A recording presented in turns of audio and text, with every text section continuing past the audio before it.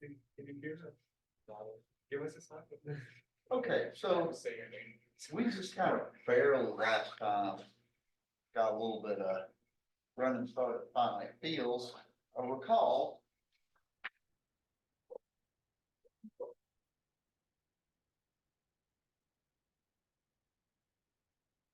so suppose it's a finite field. I'm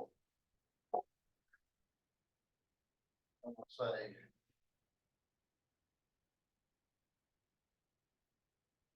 it has to be a characteristic bigger than zero.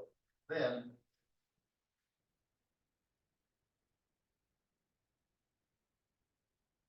and this worked out very nicely because we know that F, this finite field, must be in fact a free module or a vector space over Z mod P, and so it has to have P to the n elements. It's finite.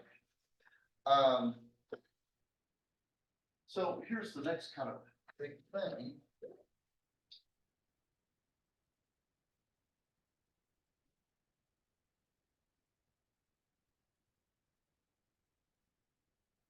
Um, so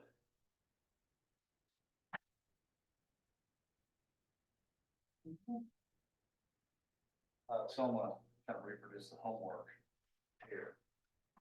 And then G and F star is finite multiplicative group.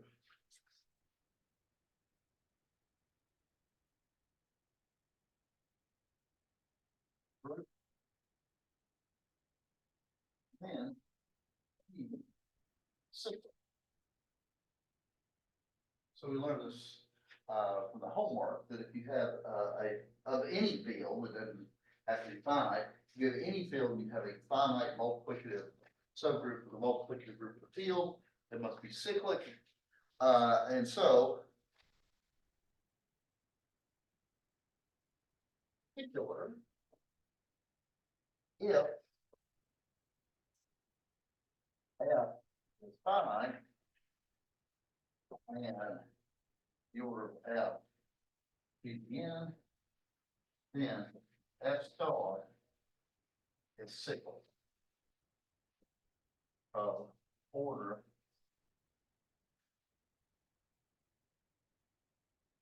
P to the n minus 1.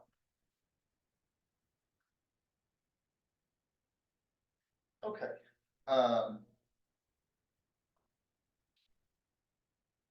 So we did this in the homework, but I'll skip. Here's the quickest way I know to do this. So suppose that G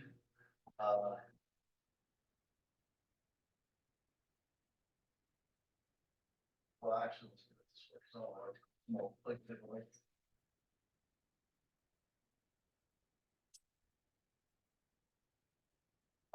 Where order of H1 by order of H2 by order of HK. So this is in fact the invariant factor decomposition. And just to save myself some time, let's suppose that the order of HK is M. Just to shortcut my work here. All right. Notice that for all G and G, G to the M is 1. Because actually the order of the largest invariant factor gives you the exponent group, right? Because remember, these are all, of course, cyclic groups. I should set that HI as cyclic. And this is the invariant factor decomposition. So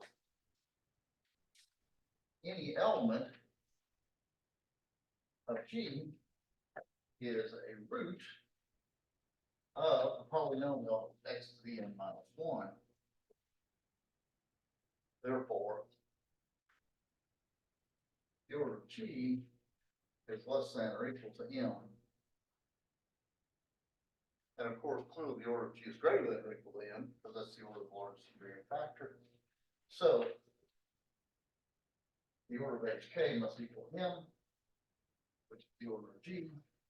Therefore, G Because after all, what we've shown, it's that in its invariant, factor decomposition, there's only one cyclic component, so the group itself is cyclic. And of course, the second statement of this theorem follows immediately. Okay, any questions? Do y'all remember when we did the primitive element theorem, right? That was kind of a fun theorem, right? Where we showed that if you have finitely many intermediate extensions. Well, so here is, let me give you a corollary to this.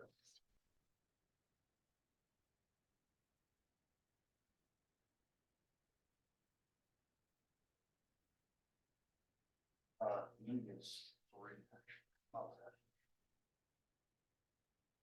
that. Let F be a finite field, then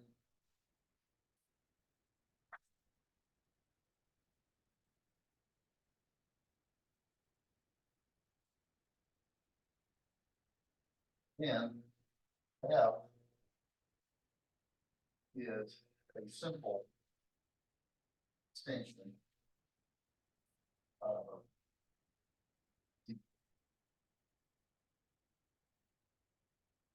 so in other words, F is equal to ZP adjoining one element, right? And in fact, a corollary to the corollary is if F is a simple extension of ZP, it's a simple extension of every finite field it contains, right? Proof. This is why it's a corollary. Let X be generator of F star. So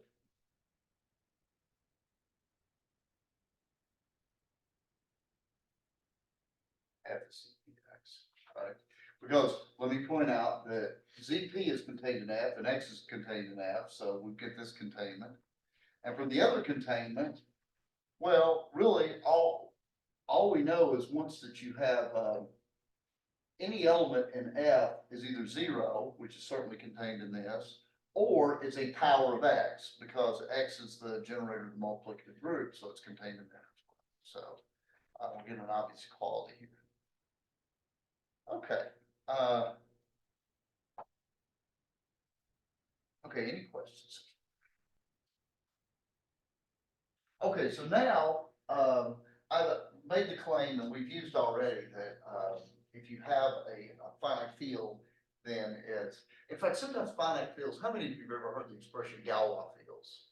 Sometimes people refer to finite fields as Galois fields because they're always Galois. And in fact, not only are they always Galois, they're always abelian. And in fact, not only they're always abelian, they're always cyclic, right? So they're the best of everything that you could ever want. So, I'm going to basically here sort of tell you the seed from which all automorphisms grow. Lemma.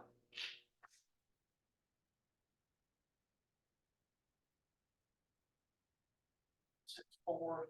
If F is a field, we'll say of characteristic P.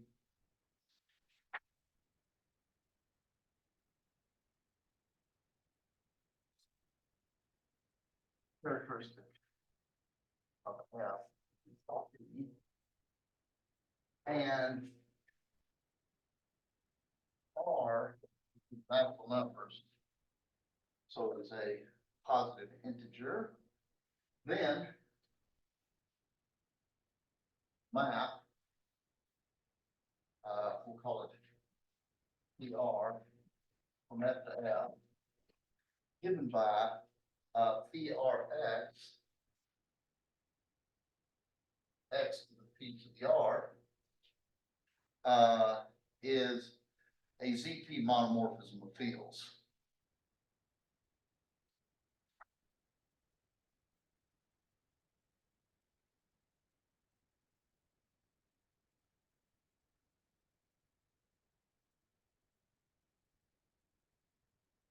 So this is a one-to-one map. And if F is finite, PR is an autonomous.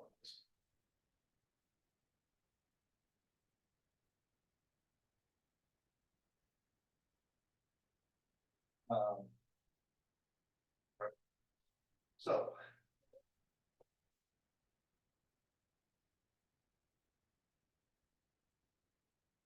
So we've got this crazy map. We've got some fixed R. PR is a home.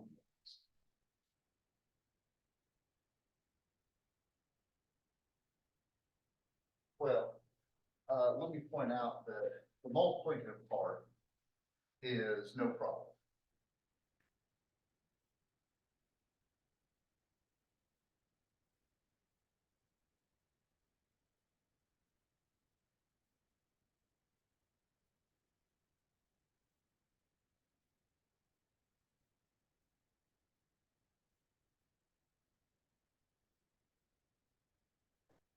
Now, I'm just gonna experiment on you guys to see how deep you'll go in the weeds on this one. We also need to show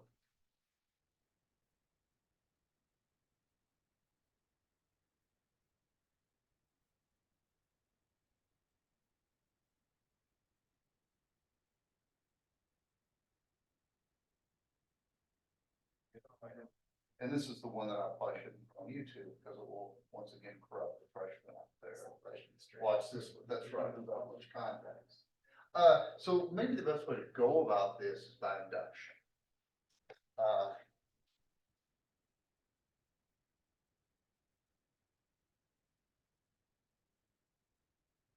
Induction.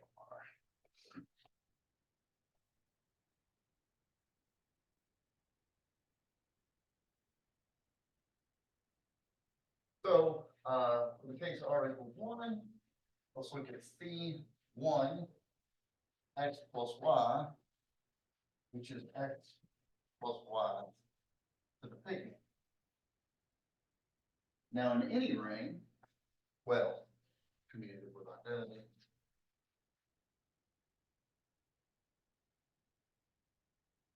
this is x p minus k, y to the k, you choose k. Right, I mean, I can expand this using binomial, and actually, let me, for dramatic purposes, let me write it this way.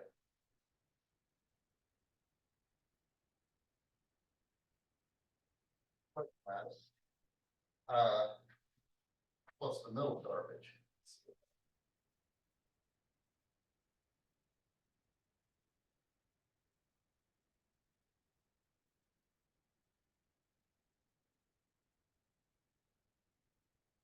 Right? Now, the operative, the thing that's important here, I bring this up because this is actually a fun little proof to do proofs class because, well, I'll get to that in a moment. Notice that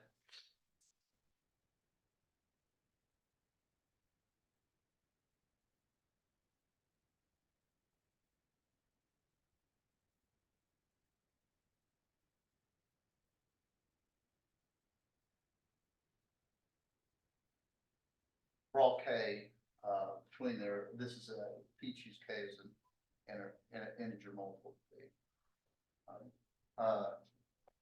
How do we show that? That's right. That's right. That's incredibly important because, and I am going to play fast and loose with this as well. So here's my basement, although we can go back to this, go further if you want. P choose K is an integer. Well, in fact, a positive integer. We all give me that, right? P choose K is some integer, which I will call capital N. And this is P factorial over P minus K factorial, K factorial. And of course, our goal is we want to show that P divides N, right? I mean, it certainly looks like it, but then you're left with this fraction that, you know. But this translates to P factorial is equal to n times p minus k factorial k factorial. Notice that p divides the left side of the equation. So p divides this, agree? And I see, well, more than that.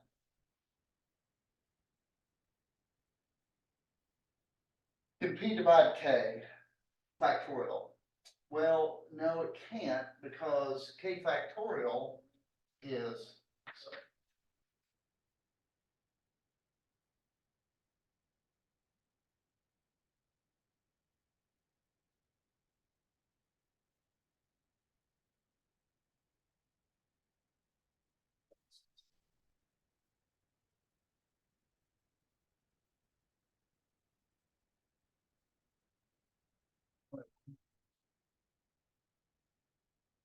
so now I've got a whole mess of factors here. They're all less.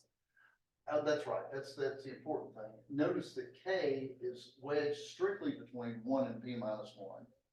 And so that means that p minus k is also wedged in this interval, right? And so these are all too little to be divisible by p, right?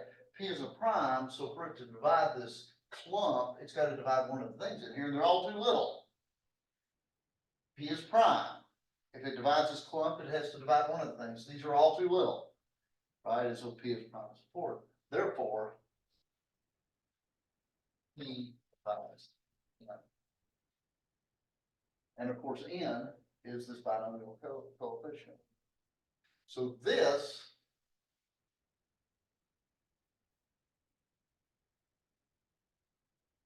which is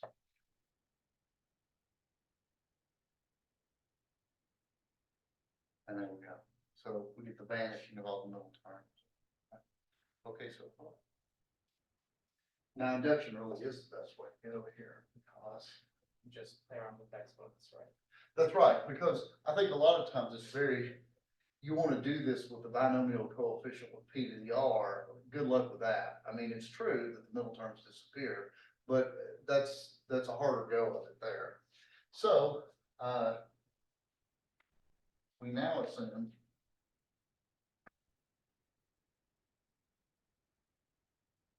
true for all k less than or equal to r. And now look at phi to the r plus 1 x plus y. Well, this is x plus y, the p to the r plus 1. We bring it down. Right. This is x plus y to the p to the r. Right. Now, by our base case, this is x to the p plus y to the p. And now by our inductive hypothesis is covered here.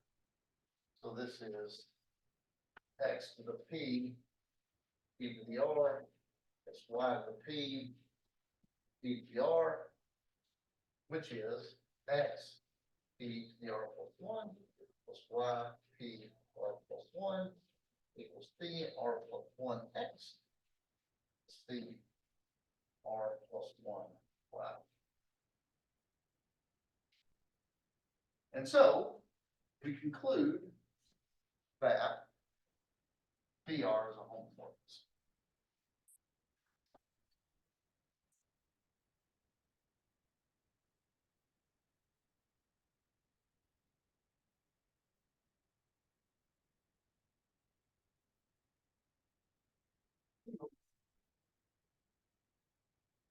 So monomorphism.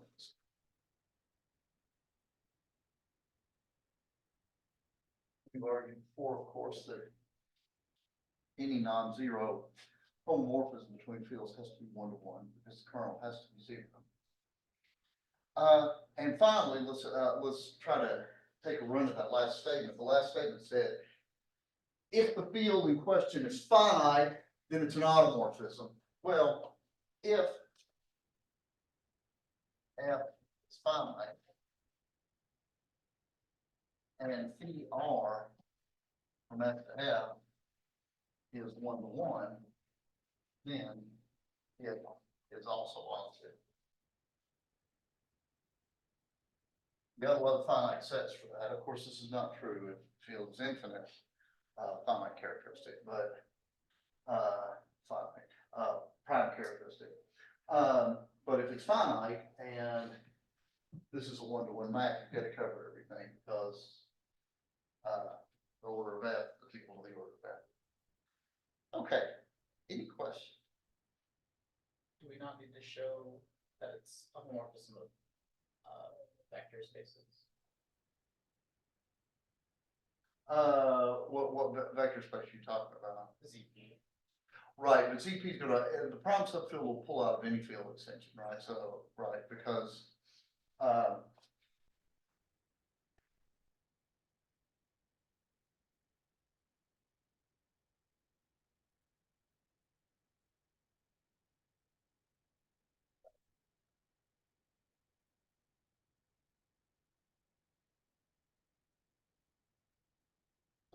ZP pulls out everything, so it is vector space. So,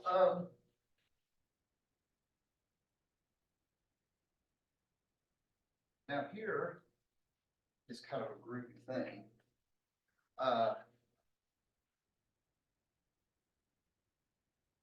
Theorem.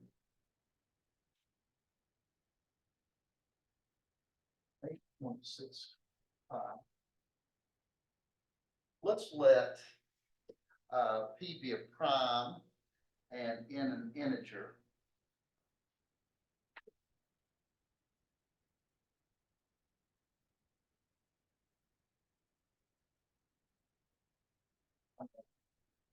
One, an integer.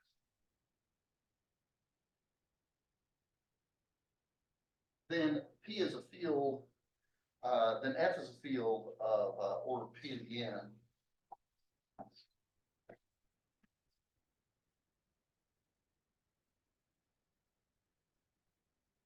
Of order the N, if and only if F is splitting field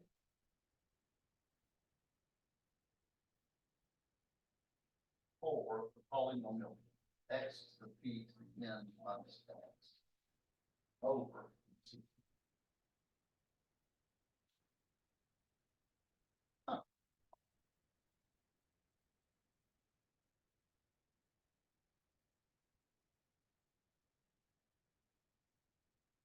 Now, there are some really cool things that are hidden in this theorem.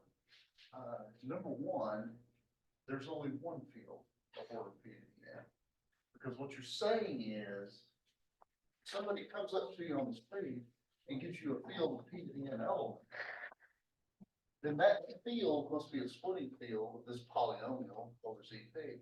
Well, we already know that any splitting field is uniquely determined up to ZP isomorphism, right? So that means that if you have a field for P to the n, then there's only one of them. And the fact that I've just built that polynomial that's there on the chalkboard means that for every P to the n there should, for every P and for every n there should exist one, right? Please skip the thing.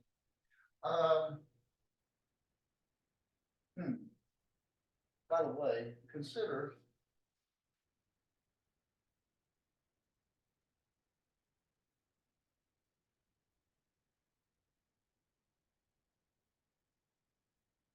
I want to call this. Let me call this X.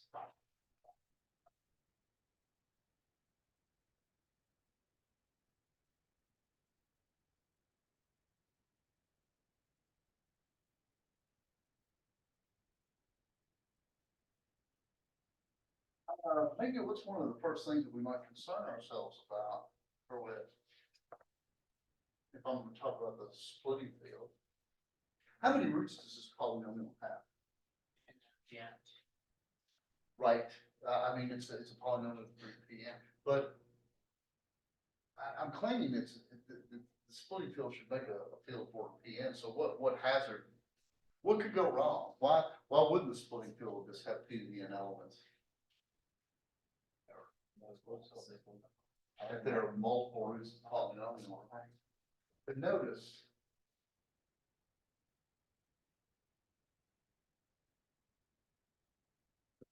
It's polynomial is -1, right?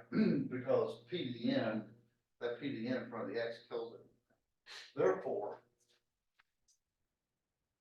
BCD, F and F prime, 1, and so F is separable.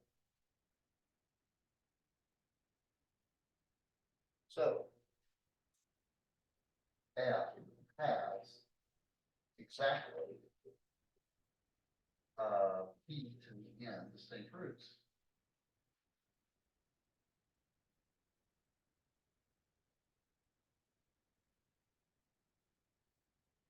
Now, one of the things that may concern you is that maybe, well, so what you have ZP and you could join these roots and they may make other junk, right? So I guess what I've shown so far here is that the splitting field, this has at least P to the N elements, right? But maybe the sums of the roots make other junk, and so maybe actually the splitting field has to be bigger than that, but that's not the case either. Because all these roots actually form a field. Yes. One question, if we prove that every element in F is a root of the polynomial Shadam, Right, that's essentially what we're doing. So.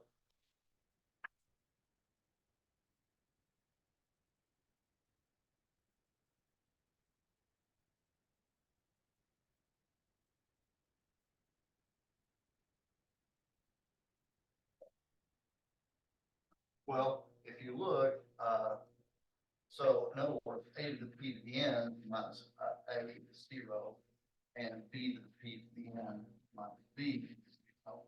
Well, A plus B, P to the N, minus A plus B is A to the P to the N plus B to the P to the N minus A minus B, which is 0. And it's easier to show the products are also, right?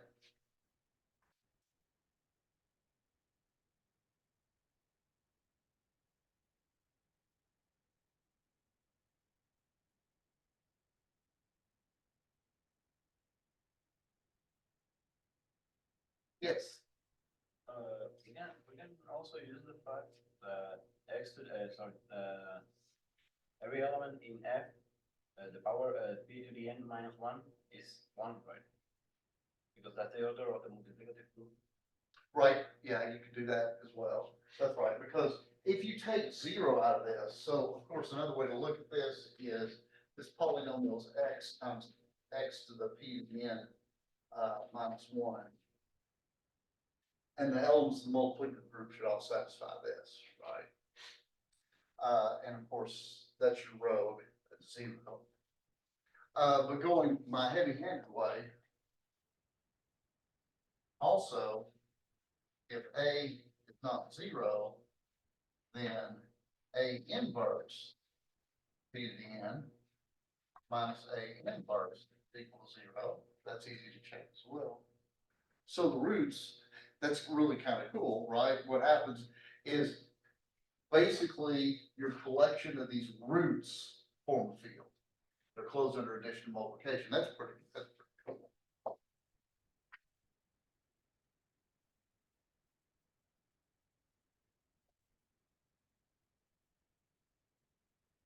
But in other words, the splitting field of this polynomial is exactly the field for P to the N. And on the other hand, if you have a field of order P to the N, you know that the multiplicative group is cyclic of order P to the N minus 1. So every non-zero element is a root. So if the order of F is P to the N, then F star star is PN one.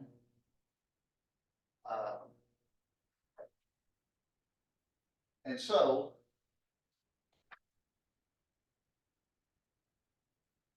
element of that star is a root of x to the PN minus one.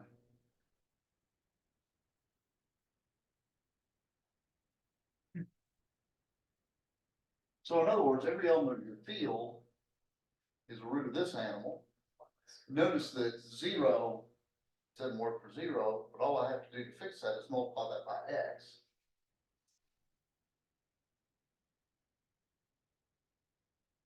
Of f are roots of x, x p n minus one, six p n minus x.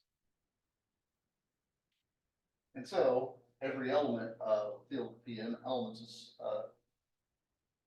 contained in that splitting field. Okay. Any questions?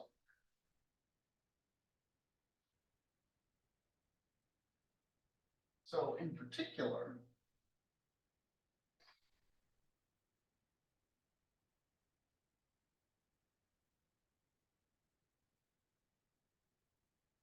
dP is splitting field.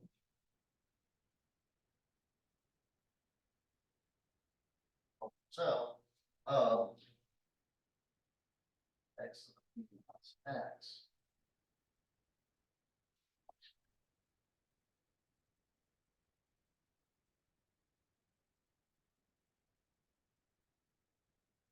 So for example, every element of z to the 11 is a root of x to the 11 minus x, right? And notice that you come full circle.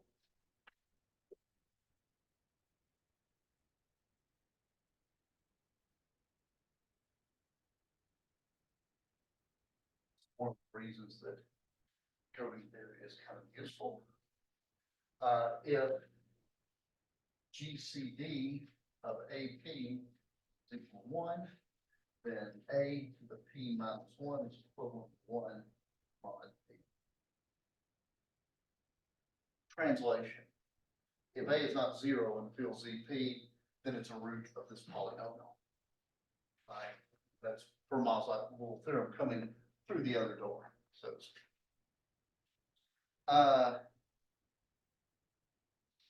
Corollary.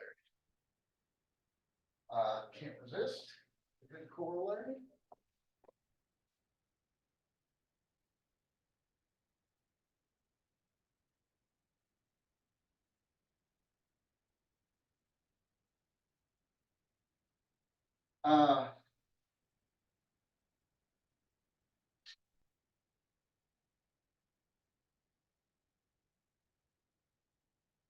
Let P be a prime and in an actual number, then there exists a unique field of order E to the n. And by unique, I mean unique up to ZPI small. Right? This falls directly from the previous result because here's how you build it. Just take the polynomial x to the p to the n minus x, take all its roots, and there's your field with p to the n. It's a splitting field with that separable polynomial over ZP, so there's only one of them up to ZP isomorphs. There you go. Here's a corollary. So let me sort of tease you a little bit. Example.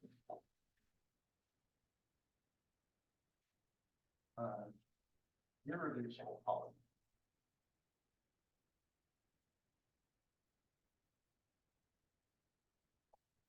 Of degree 2.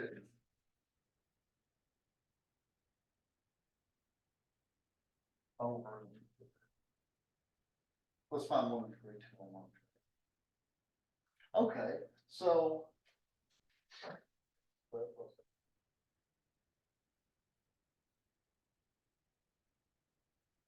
That's what a degree two polynomial looks like. Fill in the blanks over Z2, and there's only 4 of them, right? So x squared plus x squared plus 1, x squared plus x 1. Reducible. In fact, that one's x plus 1 quantity squared. This one's irreducible. You can test it by plugging in values from Z2, and you never get a root. You can do this for third degree polynomial.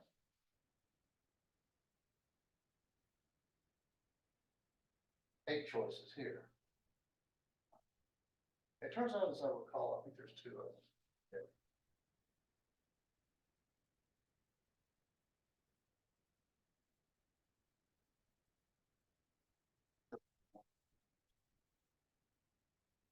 Okay, so now we practice find an irreducible polynomial of 335 over 13.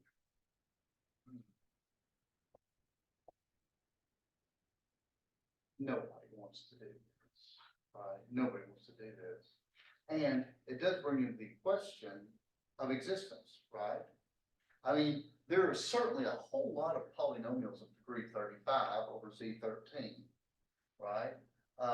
Many of them will sort of automatically, like, for example, x to the 35 will be reducible clearly. But what do we have here? Well, the first term has to be x to the 35th, but now I have like what? I've got 35 blanks, right, that I can each fill with 13 elements, right? So there's only 13 to the 35th things that we must consider. And it also brings into question, what if they all reduce, right? That's not beyond the realm of comprehension. Z13 in the big scheme of things, 35 degree polynomial is pretty big. Maybe there's just not enough room to create an irreducible. Maybe it breaks down somehow. But it doesn't happen. Here's another corollary.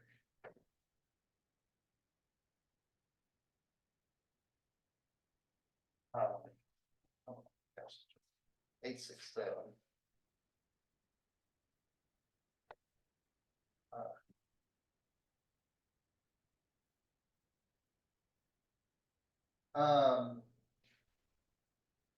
But F being any finite field. And in natural number, arbitrary natural number. Then there is an irreducible polynomial. Irreducible polynomial.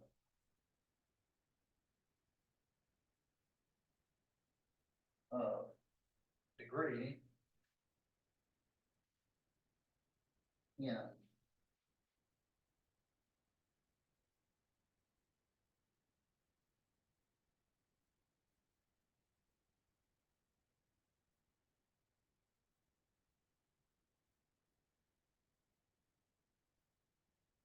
right? And I hope that my example here was convincing that this is, I mean, I don't think that this is readily obvious just from the principles there. Okay, so let's prove this, because this is just too fun to pass by.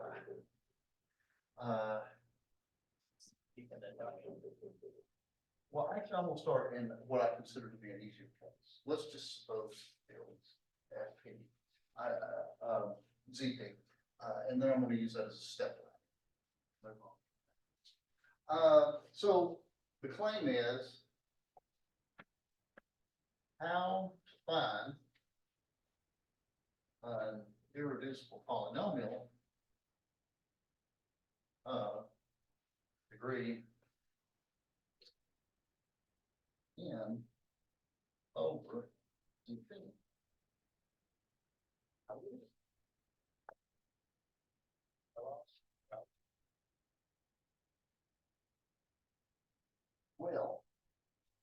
let's think of it this.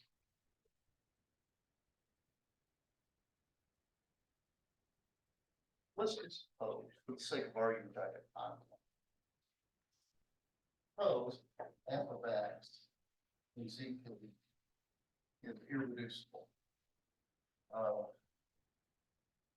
Three now. And let u be a root of x. Then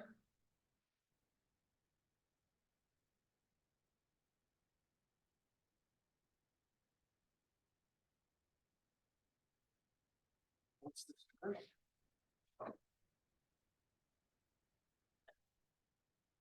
Exactly.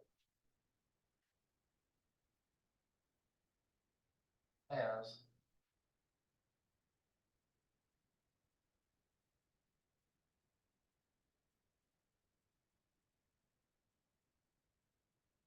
so if there is such a polynomial, then when I take this root and adjoin u to ZP, I should get an n-dimensional extension.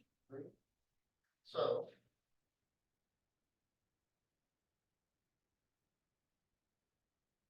this.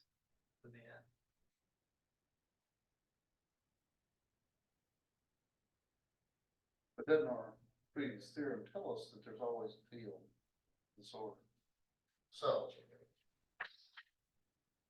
we'll have these splitting field.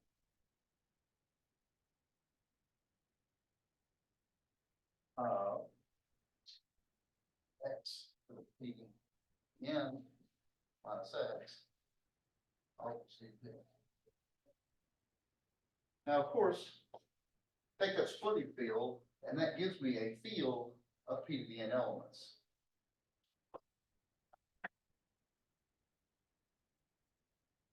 Correct. Now, of course, this ridiculous polynomial, x to the P to the n minus x, is certainly not irreducible, right? In fact, it's got the factor, it's got x as a factor. In fact, it's got x minus 1 as a factor. In fact, it's got x minus k bar as a factor for every k bar is infinity. All of those are factors. But what I can do is I can factor this down. So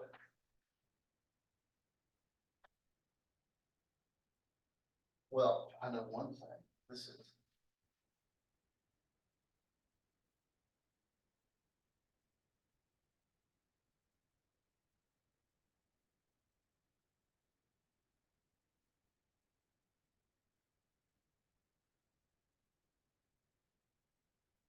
factor this down into irreducible polynomials. One of these, well, 1.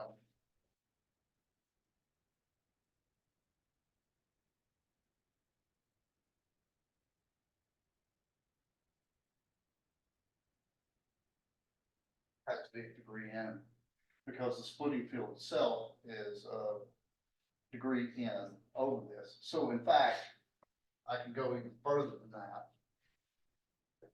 I can be even more explicit. Notice that f is equal to ZPU. Right, it's got this degree of extension. So in fact, f is ZP high, where high is generator of multiplicative group thing.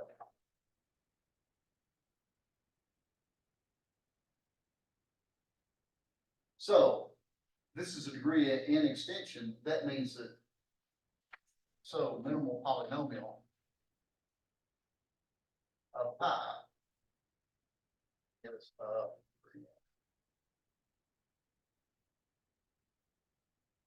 and this polynomial.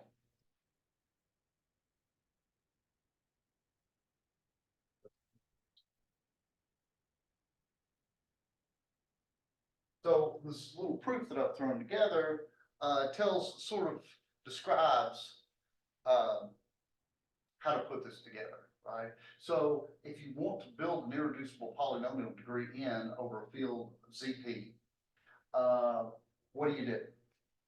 Well, take this polynomial, construct a splitting field F, find the multiplicative generator, and then find the minimal polynomial of that multiplicative generator. It has to be a degree n, because this is an n degree extension of ZP. Okay, the corollary itself says over any finite field. So how do we do that?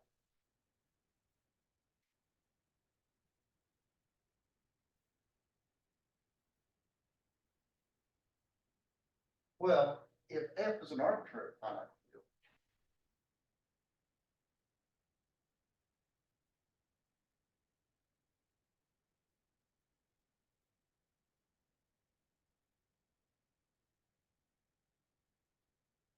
and I want to find an irreducible polynomial degree n over that, what do I know? I know that F contains ZP, correct? Right? And what I'm looking for is an n degree extension here. Let me call this F with a hat on it. Right? Well, say this extension is degree m, and this is degree n. Just build this field here by taking the splitting field of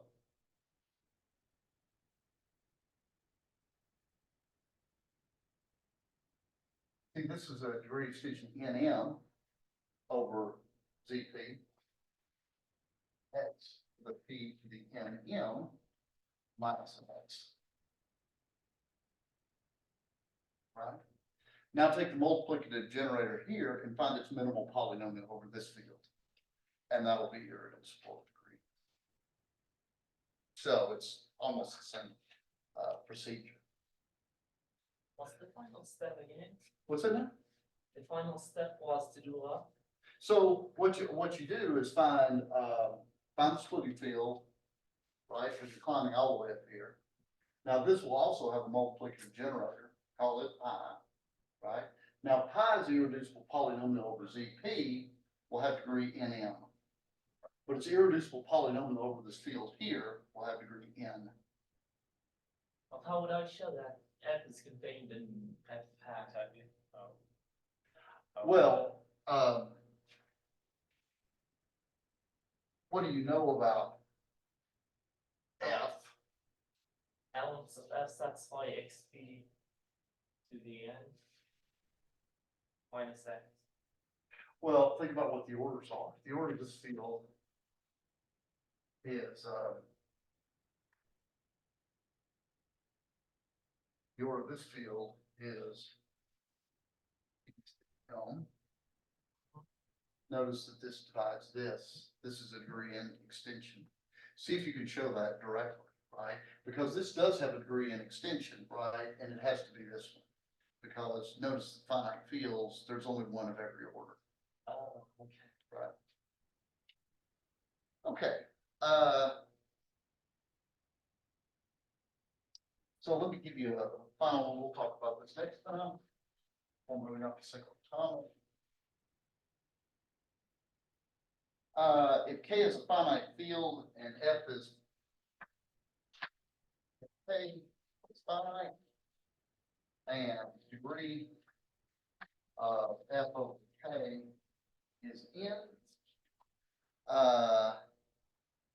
then F is finite in Galois over K.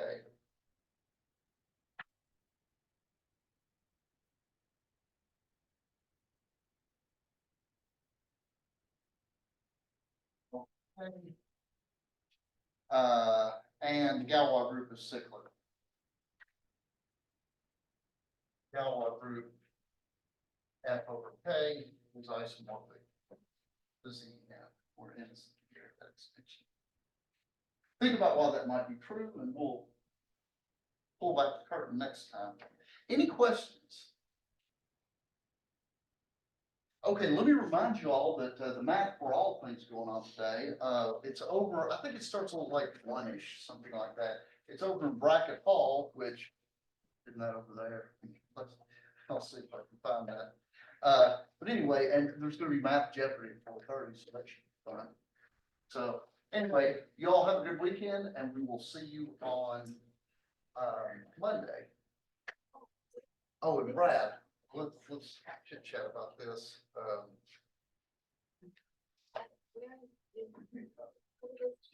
Brad, can you hear me all right?